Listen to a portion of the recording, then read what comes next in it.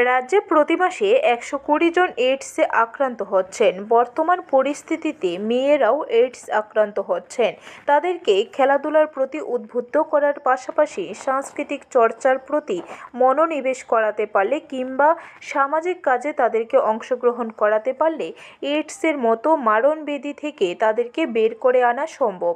রবিবার বিধানসভায় এইডস সম্পর্কিত এক সচেতনতামূলক অনুষ্ঠানে যোগ দিতে এসে এমনই অভিমত ব্যক্ত করেছেন রাজ্যের মুখ্যমন্ত্রী অধ্যাপক ডক্টর মানিক সাহা। 2025 সালে মে মাস পর্যন্ত আমার কাছে যে রিপোর্ট আছে, ত্রিপুরায় মোট এইচআইভি এবং এইডস আক্রান্তের সংখ্যা প্রায় 5,000 কোটি, মহিলা প্রায় 1,000-এর উপর, পুরুষ 4,000-এর উপর, ট্রান্সজেন্ডারও এখানে এফেক্টেড হয়েছে প্রতি মাসে।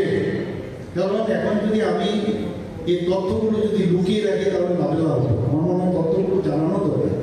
আমরা সেক্স এডুকেশন নিয়ে যদি আমরা কথা বলি এবং সমাজের কাছে যদি আমরা তথ্য না তুলি, আমার মনে করি যে আমি যদি কম বলি সেটাও কিন্তু ঠিক নাই। আমার মনে হয় সেটা বলা উচিত।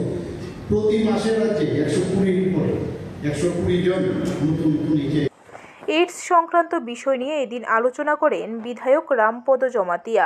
এদিন বাম বিধায়কদের দেখা যায়নি এই সচেতনতামূলক অনুষ্ঠানে। ব্যুরো রিপোর্ট, খবর ত্রিপুরা।